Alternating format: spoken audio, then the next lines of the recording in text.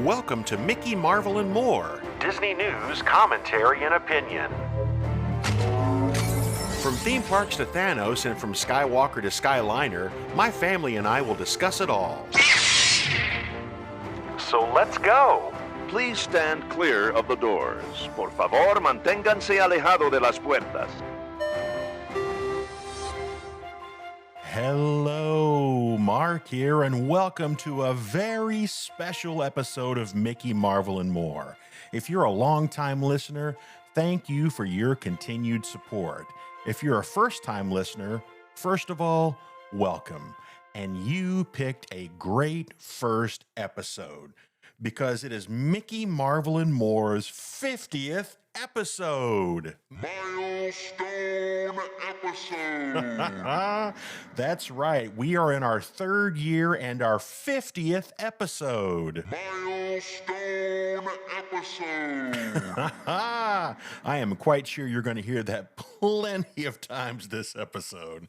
To celebrate, Laura and I are going to sit down around the virtual table in the family chat and count down Disney's top 50 from the past 50.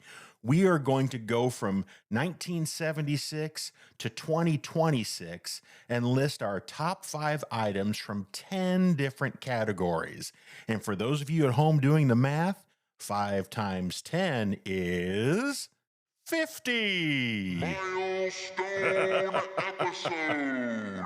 We will explain in a little more detail in a couple of minutes just exactly how we're going to do it. We are also so excited to be back transmitting from our newly rebuilt Yavin Base Bunker studio. We are back, baby. And we can't wait to celebrate our 50th episode with you guys. But before we do, how about the tiniest bit of news from in and around the Disneyverse? Luke!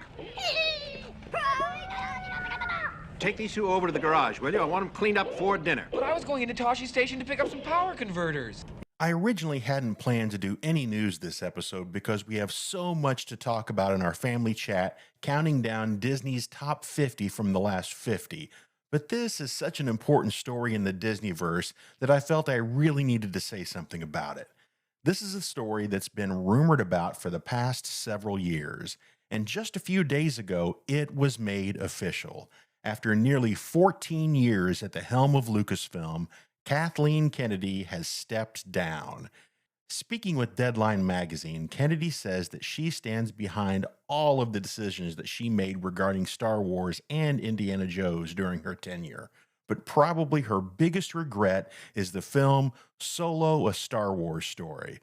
But she 100% does not blame Alden Ehrenreich, the actor that literally stepped in to fill Harrison Ford's boots. But it sounds like she blames it more on timing. Launching a backstory about Han Solo's character so shortly after the beloved character was killed off in Star Wars: The Force Awakens was a big mistake, Kennedy says. I also personally think it didn't do Solo any favors to launch just 6 months after the release of Star Wars: The Last Jedi, one of the most fan-divisive Star Wars projects to date. While I personally don't think The Last Jedi was a mistake, many Star Wars fans did, and I think that adversely affected the box office of Solo: A Star Wars Story, which in all reality really wasn't a bad film.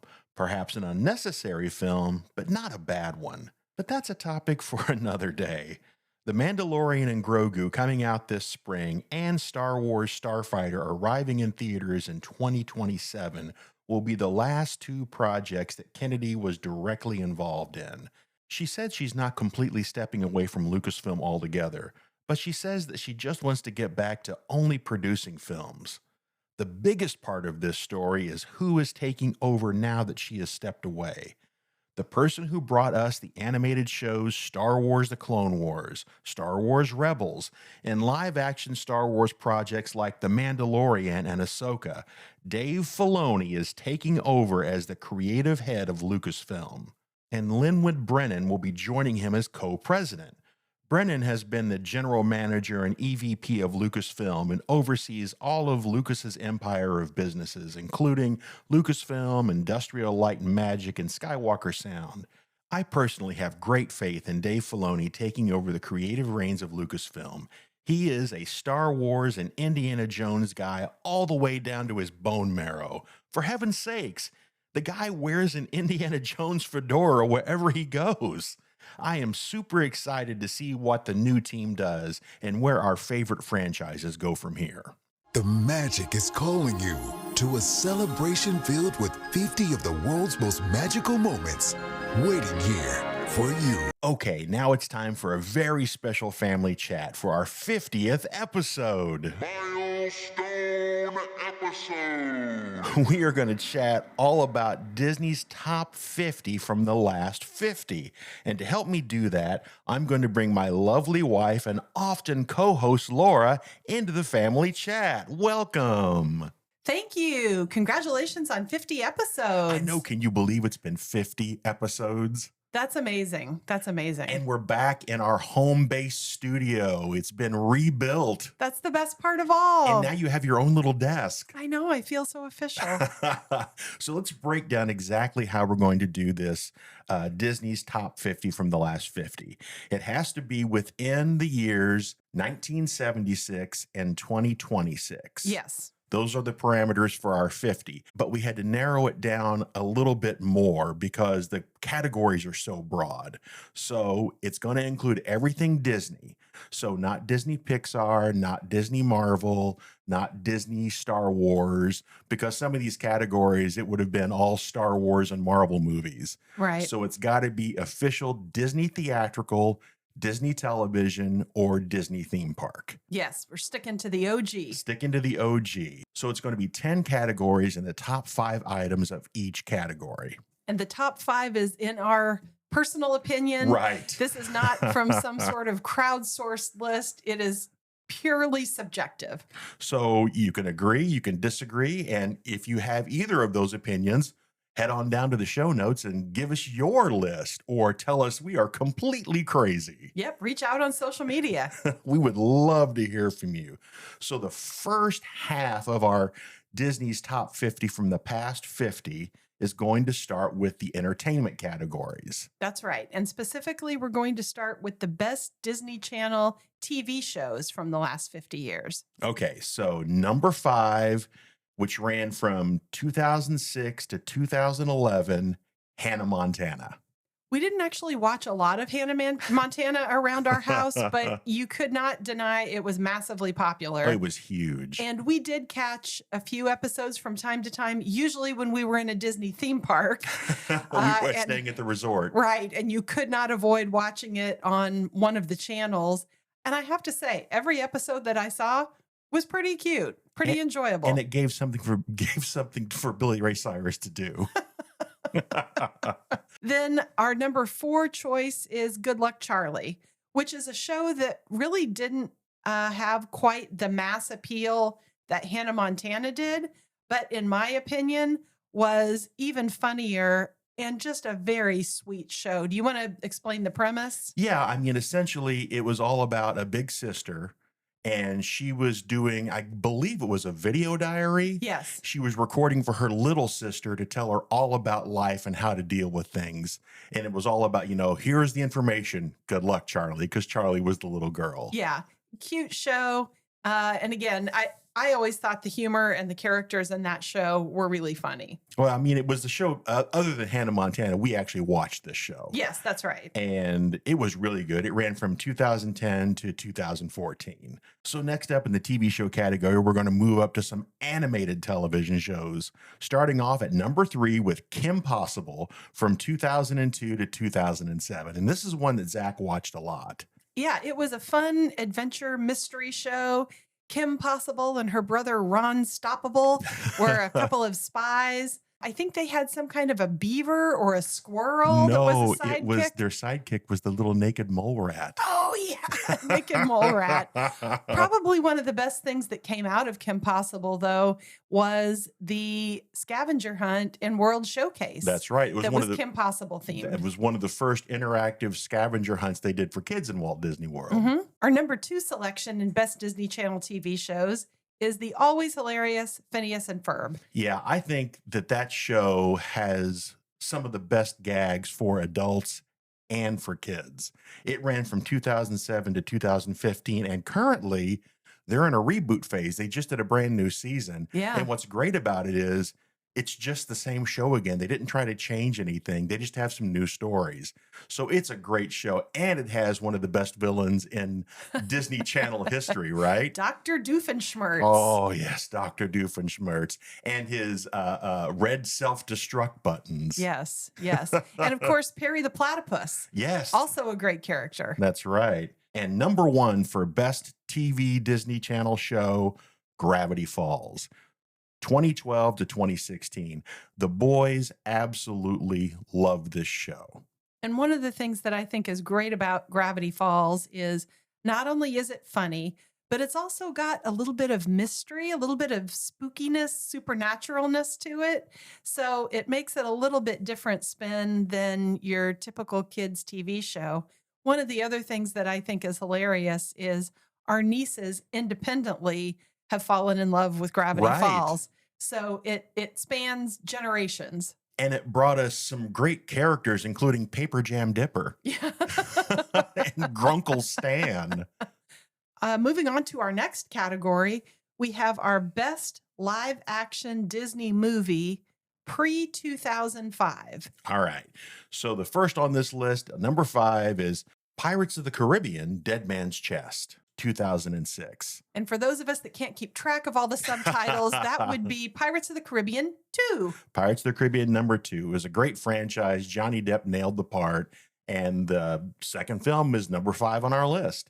Number 4 is National Treasure, which came out in 2004. You got to have the cage. I tell you what. It's so corny, but we love it. It is so corny, but I have to say the plot was pretty good. And even though it was a total ripoff of the Dan Brown novel, The Da Vinci Code, it was fun. It was set in Washington, D.C., and it had Nicolas Cage in it. Well, it's the Da Vinci Code for us non-thinkers. Right. Okay, that brings us to the number 3 live action movie pre-2005, Freaky Friday from 2003. Now, I'll admit, I've only seen this once, but the people love this film. This is the reboot of the original, and this one starred Lindsay Lohan and Jamie Lee Curtis. Yeah, it definitely was a phenomenon. And they recently rebooted it with another sequel. That's right. People loved it, and it was one of the best remakes, I think, of an original Disney movie, which was the Freaky Friday from the 70s. Right. I think it was really, really good. So number 2 on our live action list pre-2005 is Who Framed Roger Rabbit from 1988. I mean, this movie was groundbreaking at the time for integrating animation and live action, which is something Disney did all the way back in Mary Poppins for the first time, but it's perfected here. And it brought us an animated cartoon character in a live action world, and it brought a lot of different animated people together. It brought together, for the first time, the Warner Brothers characters were interacting with the Disney characters. Right. It also spawned a ride. Yeah. In Disneyland, and a whole bunch of Jessica Rabbit tattoos. That's right. 100%. Number 1 on our best live action movie list is Pirates of the Caribbean, The Curse of the Black Pearl. That was the original one from 2003. I mean, it cannot be denied that this film was a huge risk, turning a ride into a film, but it absolutely worked. I think it was just the magic. It was lightning in a bottle. Yeah. I mean, Captain Jack Sparrow was a great character. Johnny Depp took it to the next level. The special effects were great. The storyline was interesting. It just had everything going for it. It became a thing of its own, and eventually you forgot it was just based on a ride. It was just the Pirates of the Caribbean movies. Now let's move on to the best live action movie post-2005. All right, so we're going to start off with one that I really like, but some people didn't like. But it's on our list because this is our list, darn it. Number 5, Maleficent from 2014. This is starring Angelina Jolie, and it sort of had a different take on the Sleeping Beauty story. you saw things from Maleficent's perspective, and it made her a little more of a sympathetic character. Yeah, just not just a bloodthirsty dragon. Right. It was good enough at least to spawn a sequel. So Sequel wasn't as good as the original, but no. I stand by saying the original Maleficent is very, very good. Our number 4 movie on this list is The Little Mermaid live action remake from 2023. Yeah, there was a bit of controversy because, of the casting and changing of the story. But I've got to say, the little girl that played the part, she was such a good little actress and she was a great singer. And I thought it was a lot of fun. I thought it was a really true representation of the story in a live action setting. They made a few changes to the plot, but nothing crazy. And I thought it was a lot of fun. It was. Number 3 on our live action post 2005, Enchanted from 2007. Yeah, a fun musical that I think people don't really think a lot about. Yeah. But Amy Adams was great as the Disney-ish princess, and James Marsden as her prince. Just a fun sort of, not a spoof on Disney movies, but it really kind of was. Well, I mean, it was like Disney sort of making fun of themselves, but not in an insulting way to the audience. Right. And it had some good music. Right. Number 2 on our list is Cinderella, the 2015 live action remake of the animated show. And I do believe this was the first live action they started with. It was, and I think it's probably one of the best of those. They've done several since then, but this one was just a nice, I'd say, a reimagining of the story. They changed the story elements a little bit. It was beautiful visually, and I thought a really enjoyable representation of Cinderella. Some people don't like the cartoons turned into live action. Our son Zachary being number 1 on that list, he thinks they're pointless, and that's going to be a topic for our future family chat. Yes. But I think it was a fun film, and some of the live action ones weren't as great, but this one was pretty good. Number 1 on the list. We weren't sure whether to put this into television or movie, but it's still a Disney Channel movie, and it's probably the most famous one on the whole list here. The best live action post 2005, without a question. Number 1 with a bullet. High School Musical. Absolutely. If you had children really from kindergarten through high school age in the early 2000s, they were singing High School Musical. We're all in this together. It really was a phenomenon. It started, I believe there was a U.S.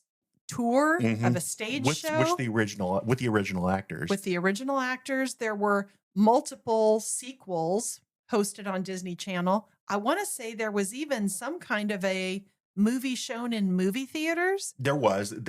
Concert? I think it was their graduation film. It was the final film was their graduation. A little bit of trivia. Zac Efron did not do the singing in the first film. Ah, that's right. Which is crazy because he was fine in all the rest of the films. It was an interesting choice, and I'm not really sure why they did that, but he didn't do his own singing. Moving on to our next category is Best Animated Features in what I'll call the classic period, 1976 through 2000.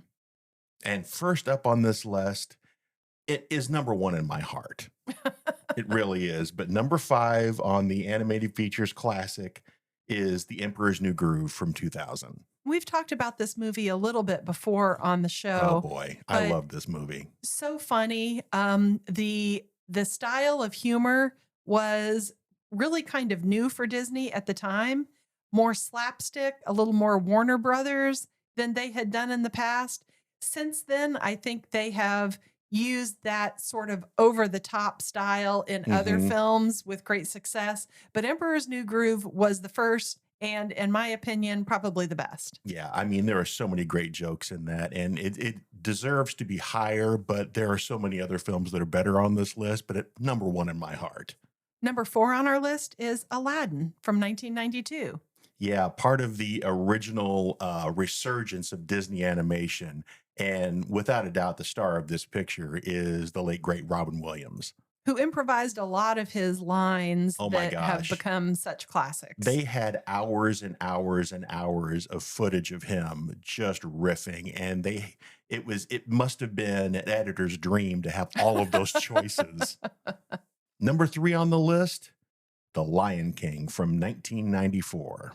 Such a classic, such great music written by Elton John, such a good story. And of course, Lion King has spawned so many sequels, an animated television show, live action remakes, various attractions at the theme parks. Its popularity just continues to shine. It was probably the best money-making film of that Renaissance era, but it's still number 3 on our list. Number 2, Beauty and the Beast from 1991.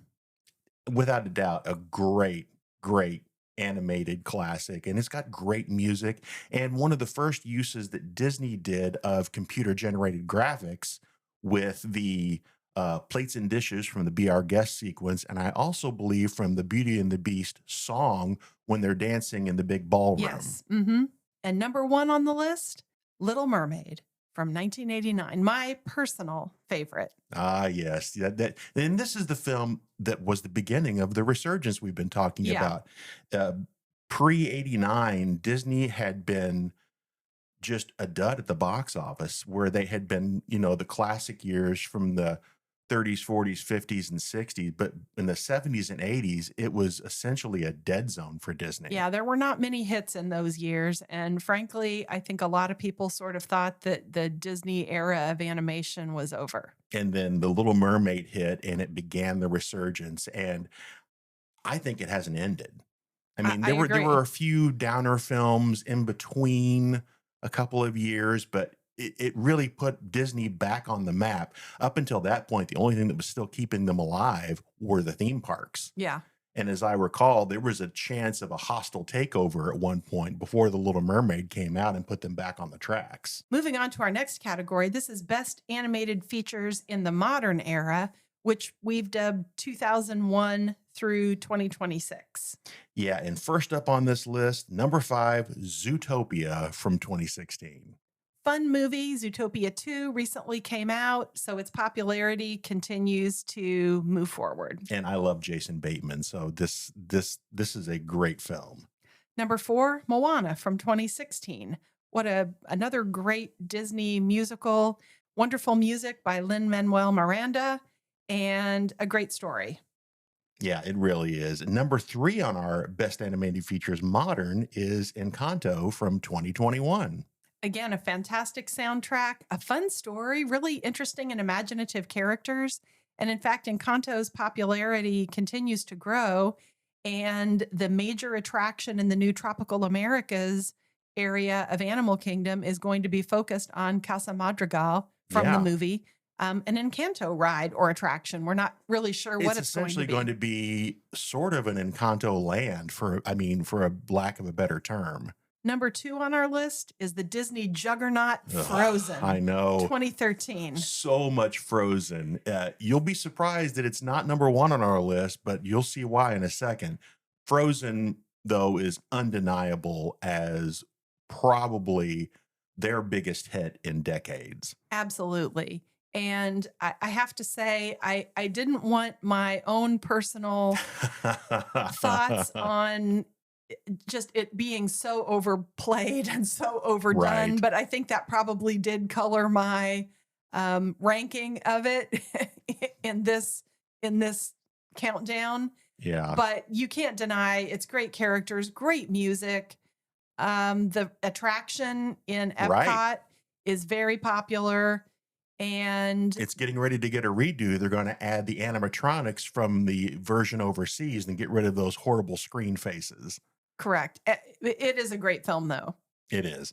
Number 1 on our list. I have said this for years that this film is better than Frozen. Tangled from 2010. I think it's got more humor in it I than think it has Frozen more does. heart. It has a lot of heart. It's got a great story. It's got great music Mhm. that, frankly, I think is overlooked a bit. Yeah. I think Tangled was a little bit in Frozen's shadow, even Yeah. though it came out before. I just feel like it's often overlooked in favor of Frozen. I think Tangled is the perfect choice for us for number one of Best Animated Features Modern from 2001 to 2026. We are now going to move on to the second half of our Disney's top 50 of the last 50 and move on to the theme park categories. So, our first category here is Best Restaurants. And for this one, we limited our choices to restaurants that opened 1976 or later. So, actually, some of our favorite Disney restaurants, The Blue Bayou, for example, yes, did not make, Carnation Cafe. correct, did not make this list because they were already in existence pre 1976. Not because they're not great, they just came a lot sooner. First up on our list is number 5, Le Cellier Steakhouse in the Canada Pavilion at Epcot, which opened with the park in 1982. This restaurant has been solid from the beginning and continues to be one of our favorites today. It's so good. Number 4 on our list is the San Angel Inn Restaurante from the Mexico Pavilion in Epcot. And this one also opened with Epcot in 1982. And it is our favorite sort of Disney experience, the inside outside. Love the inside outside. You're inside, but you feel like you're outside. All right, number 3 on our list is one of the newer restaurants and probably one of the most expensive inside the theme park restaurant, Space 220 in Epcot, which opened in 2021. We've talked on the show before about our experiences at Space 220, but the environment is so unique. You look like you are in a space station 220 miles off the Earth's surface. You ride the space elevator to get there. Also, the menu is interesting. The food quality is fantastic.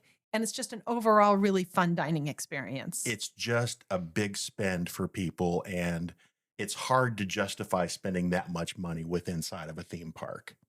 Our number 2 choice for best restaurants is the Sci-Fi Dine-In Theater, one of our family's favorites.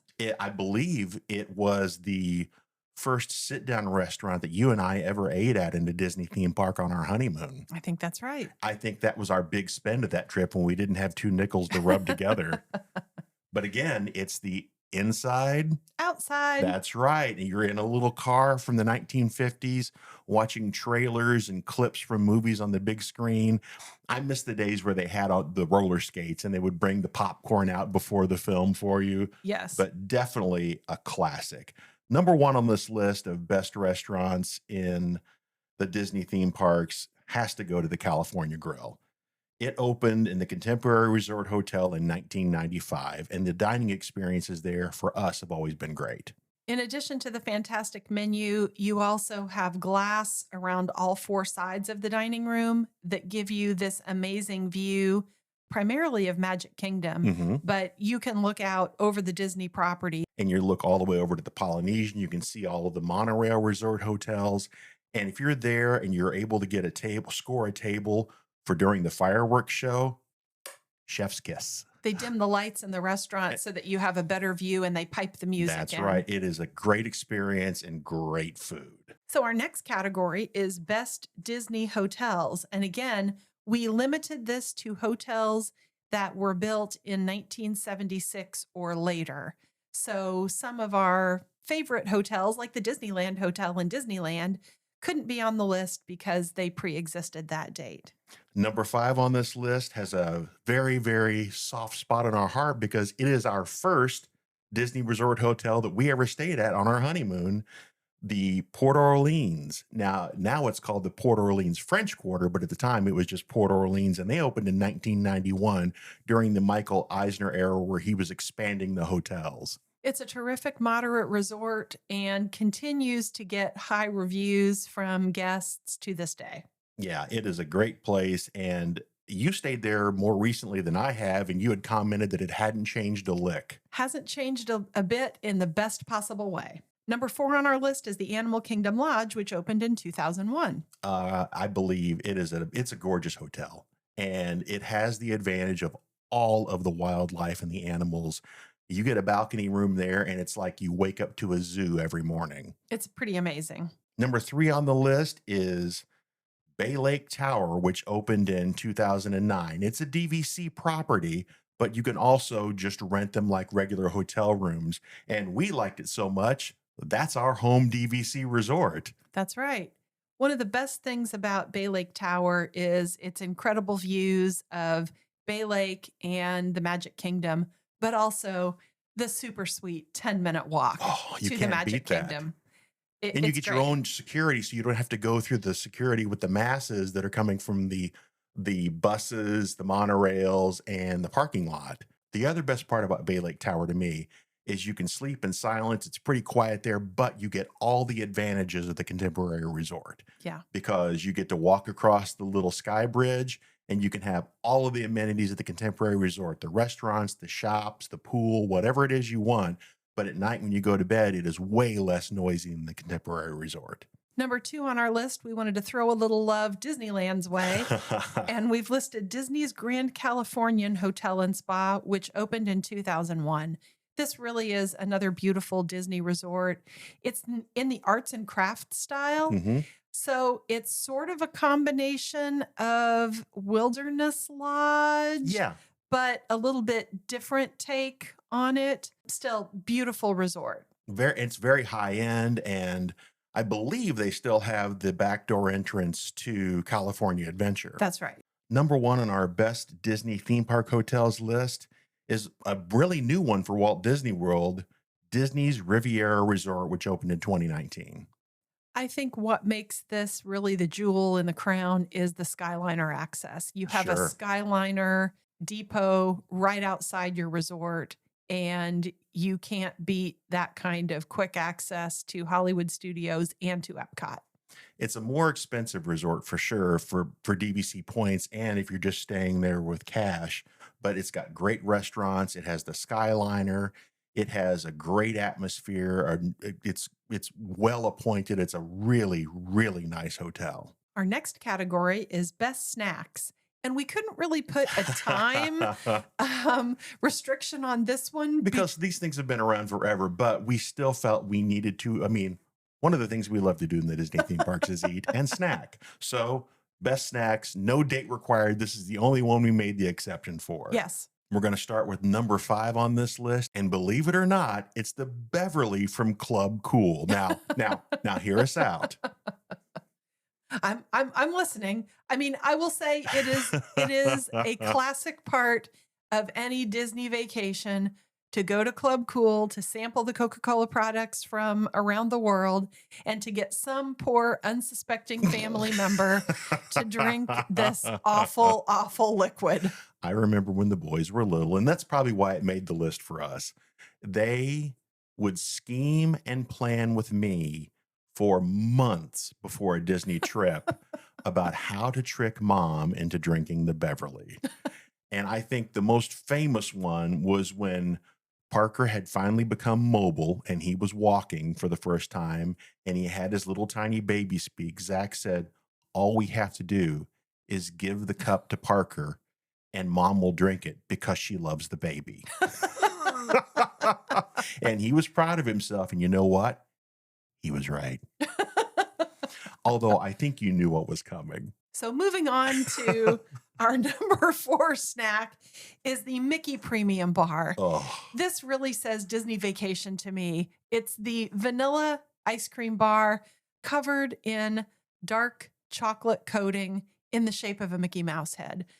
If you have not bitten into a Mickey Mouse ear in a Disney Premium Bar, can you even say you're on a Disney vacation? right. Yeah, that's right. A friend of ours will often send us in text messages the amount of Mickey Premium bars that they would eat in each day.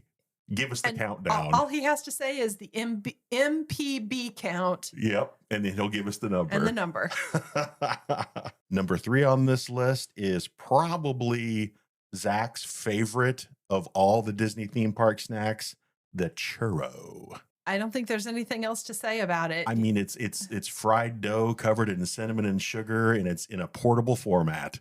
It's classic. Number 2 on the list is one of my personal favorites, the Dole Whip.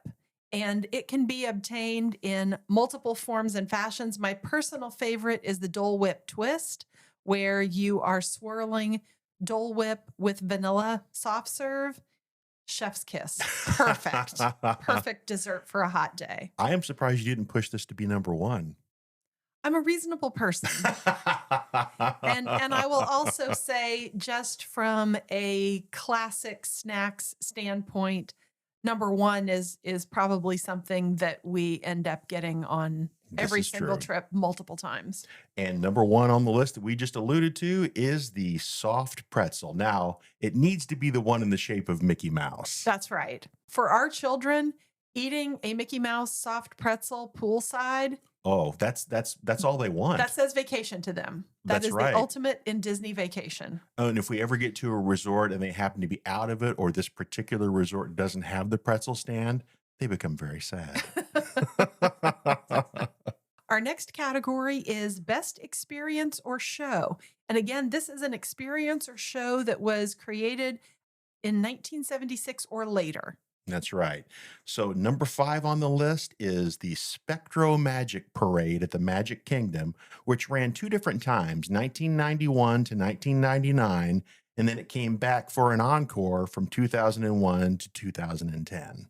Probably my favorite nighttime parade is Spectro Magic. Mm-hmm.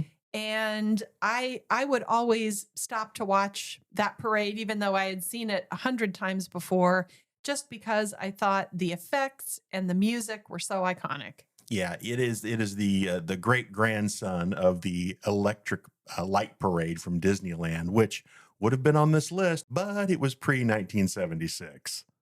Number 4 on our list from Hollywood Studios is Jedi Training Academy, which ran from 2007 to 2020. There was nothing more exciting than seeing kids from the audience selected and brought up on stage to be trained how to fight like a Jedi Knight and then to face off against Darth Vader and some stormtroopers. Oh, what yes. an ultimate Disney Star Wars experience for these kids. Number 3 on our list of best shows or experiences, Illuminations at Epcot, which ran from 1999 to 2019.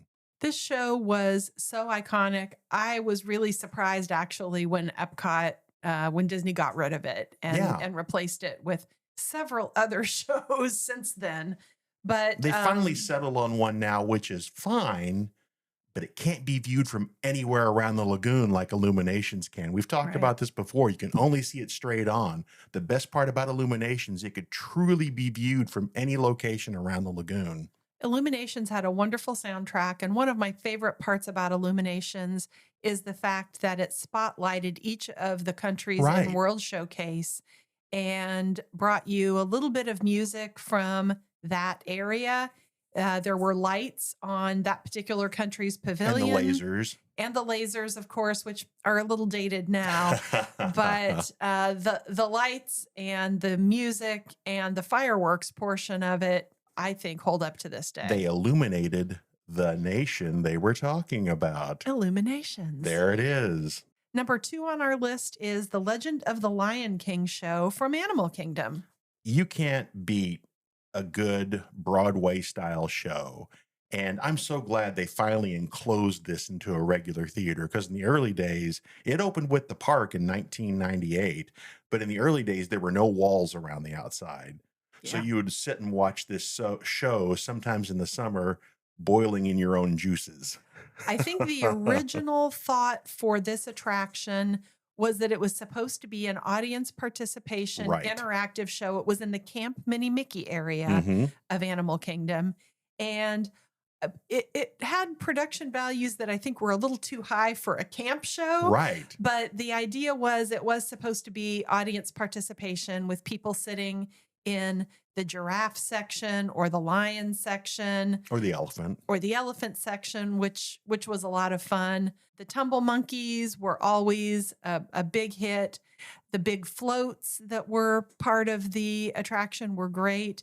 The fire guy that would twirl the fire was always an exciting part of the show. In recent years, they definitely upgraded it. They upgraded the theater. Right. I think they shortened the show a little bit. Yeah. But the heart of the show still remains fantastic singers, wonderful dancers, really creative staging and costumes, It's one of the best Disney shows, I would say, in any of the parks. Number one, I think hands down, this had to be number one.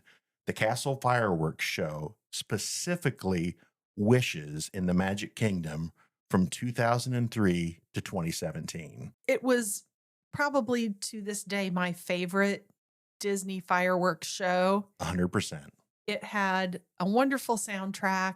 I mean, fireworks are fireworks, but it just all worked together and was just such a perfect end to a day at Magic Kingdom. It was a complete package. And I believe they did a special viewing of it this last week. Oh. For one of the evenings. I forget what celebration they were using it for, but they brought it back for one night only, and it was really neat. But I was so sad when they got rid of this show. It was such a great fireworks show.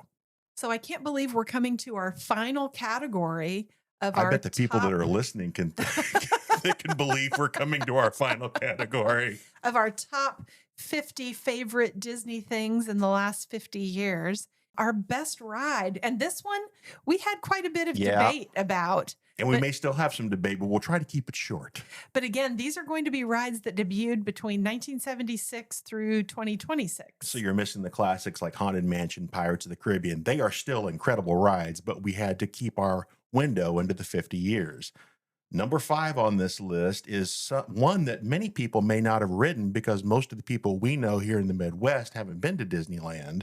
It's the Indiana Jones Temple of the Forbidden Eye ride in Disneyland Park from 1995 when it opened. Something that I think we've mentioned on the show before, but it bears repeating, the ride system is the same ride system from the dinosaur ride in Animal Kingdom.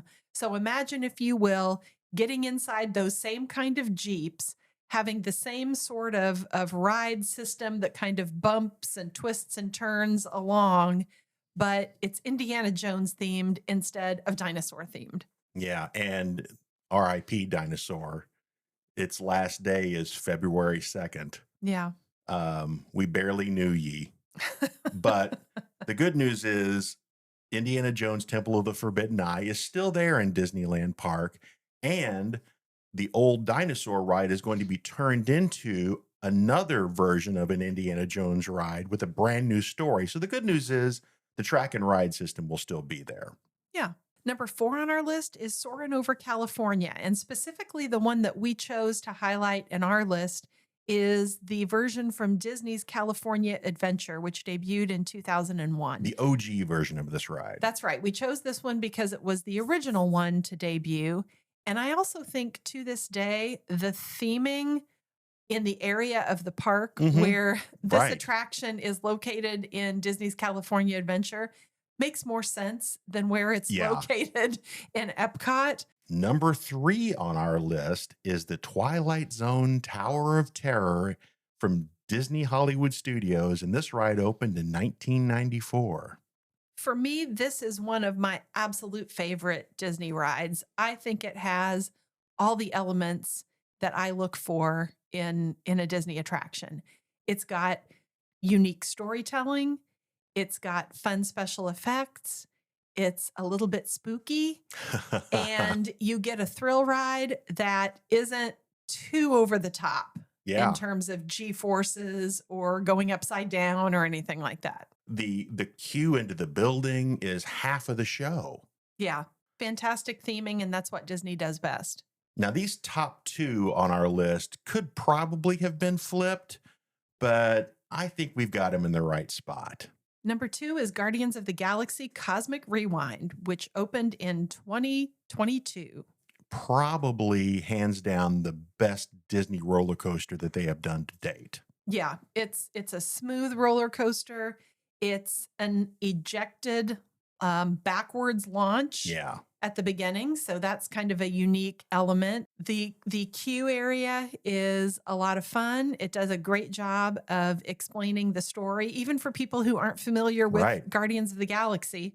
And some of the other pre-show elements are really fun. I don't want to ruin any of the surprises, but it's got a great pre-show, and the ride itself is great. And I think the randomized soundtrack is just another element of fun. It makes you want to continue to ride it over and over so that you can Get your favorite song. get your favorite song. Because I don't know how many times I have talked to somebody who visited and rode Guardians. The first question I ask is, what song did you get? Yeah. Okay, and now our last item on the Disney's Top 50 of the last 50 in the best ride category.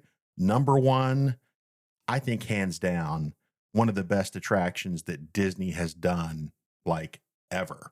Rise of the Resistance, which opened in 2019, and it's in Disney World and it's also in Disneyland. It's just a really fantastic mix of storytelling, some incredible special effects, and a really fun ride, all mixed into one. It's like 3 different ride systems. It is, and it's really incredible because you don't often know what is the pre-show, what is the show. Right. There's interactive elements with cast members that always make it fun and unique each time. And the ride system, I think, is somewhat randomized as well. So Right. theoretically, You don't go to the shouldn't- same spot Yeah, twice. you shouldn't get the exact same ride experience every time. Yeah, I think without a doubt, it has so many ride elements that are amazing. I mean, from the moment you walk into that hangar bay and it looks like you're on a Star Destroyer and you've got the big window and you've got just hundreds of the troops standing in front of you, it's jaw dropping. Even though I've ridden it so many times, that moment still gives me the little neck tingles. I agree. All right, I hope you guys have enjoyed our little trip through time of Disney's top 50 of the last 50. And I hope you have enjoyed being with us for 50 episodes because we really enjoy doing this show. Yeah, it's a lot of fun, and it was a lot of fun putting this list together. Yeah, it was a lot of fun. And we hope that you'll join us for the next 50 shows of Mickey, Marvel, and more. Yeah, more to come. That's right. We'll see you next time. See you real soon. Thanks so much for joining us for this very special episode of Mickey, Marvel, and More.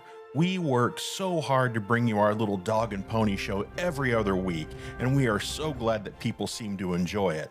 Let's shoot for 50 more! Milestone episode. Although, I don't know if we have it in us to do the Disney Top 100 from the last 100, so 50 we'll have to do.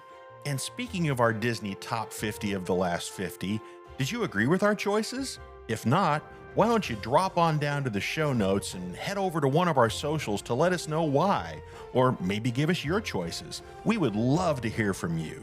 If you prefer, you can always drop us a line with our email address, Mickey, Marvel, and More, all one word, @gmail.com to give us your list, or an idea for a future family chat, or anything else you'd just like to gab about.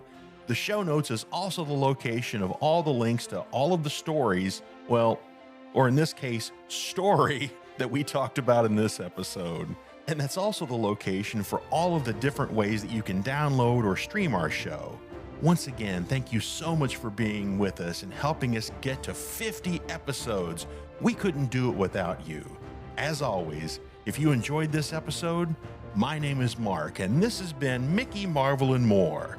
If you didn't, well, maybe you weren't trying hard enough. Perhaps you should go all the way back to the first episode and start all over again. The magic is there. Maybe you just need to look a little bit harder. I've been told it's a pretty good little show. We'll see you next time.